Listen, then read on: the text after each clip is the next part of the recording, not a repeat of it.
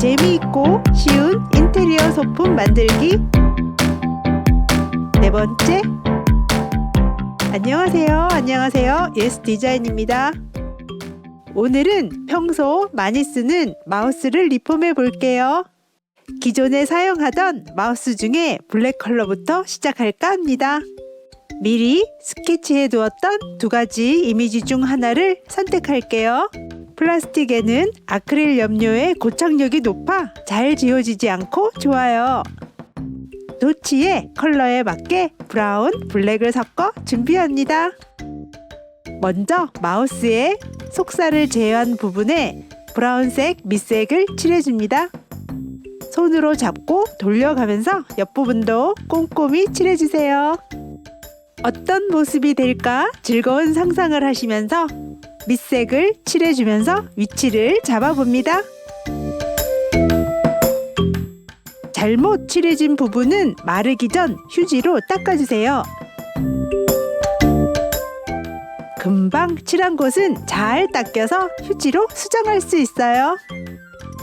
물감에 물을 많이 섞는 바람에 2번 칠해주었어요.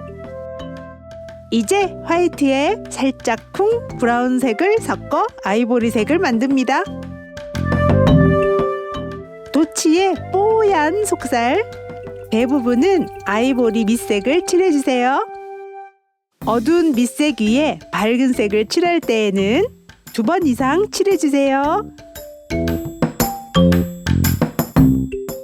여긴 코 아래 부분 그림자로 살짝 어둡게 칠해줍니다. 이제 도치의 치명적 매력, 가시를 그려볼게요. 배 속살 부분은 가시를 가늘고 부드러운 색으로 그려줍니다.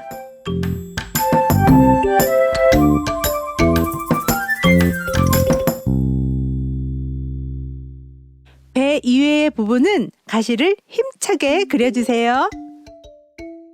진한 색 위에 한 단계씩 밝은 색으로 그려주세요. 그래야만 입체감이 생기고 그리기도 쉬워요.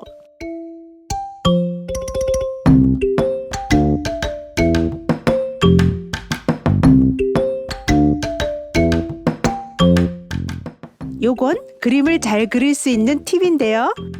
그림을 그릴 때 색을 쓰는 순서가 있답니다.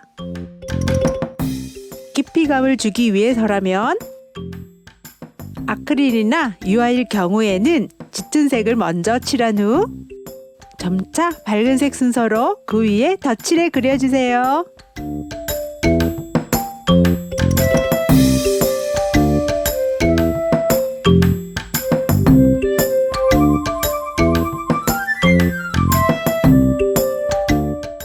하지만 물로만 농도를 조절하는 수채화는 달라요. 처음부터 밝은 색은 화이트 종이색 그대로를 비워놓고 중간색 표현은 2~3번 겹쳐 바르면서 깊이감을 표현해 줄 수 있어요.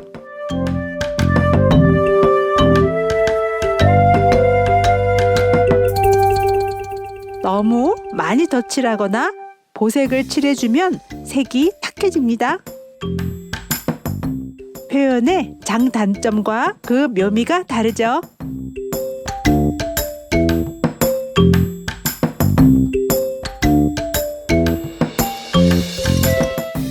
부드러운 배 부분과 꼬물꼬물 손은 브라운색을 살짝 섞은 핑크로 표현했어요. 참, 아크릴은 사용 범위도 넓고 다루기 쉬운 물감이지만 아크릴 물감 사용 시 주의사항이 있어요. 아크릴은 빨리 마르기 때문에 필요할 때마다 조금씩 짜서 사용하세요. 불투명 물감과 투명 물감의 비교를 말씀드리는 사이 우리 도치의 치명적 매력, 가시 표현이 거의 다 완성되었어요.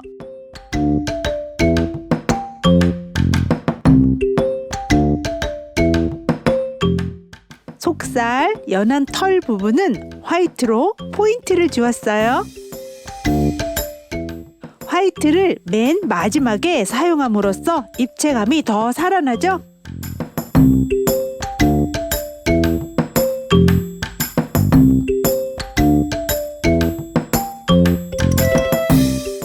물감이 마른 후 이제 표정 그리기에 들어갑니다. 블랙으로 까만 도치의 코를 그려줄게요. 똘망똘망 도치의 눈망울도 그려주고,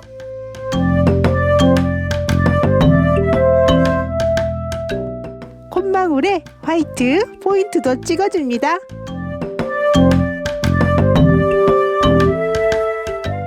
콧망울 양쪽 옆으로 입체감을 주기 위해 어두운 색으로 살짝 칠해줍니다. 이번 립폼은 나는 그려보기 힘들겠다 라고 생각하시는 분들은 디테일한 그림 표현 말고도 훨씬 쉽고 간단한 표현들이 많으니 포기하지 마세요.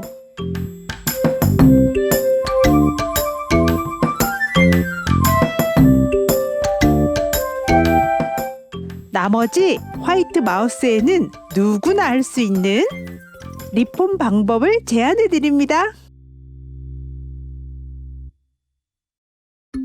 동물을 좋아하신다면 세상에서 단 하나 나만의 소품을 만들어 보세요.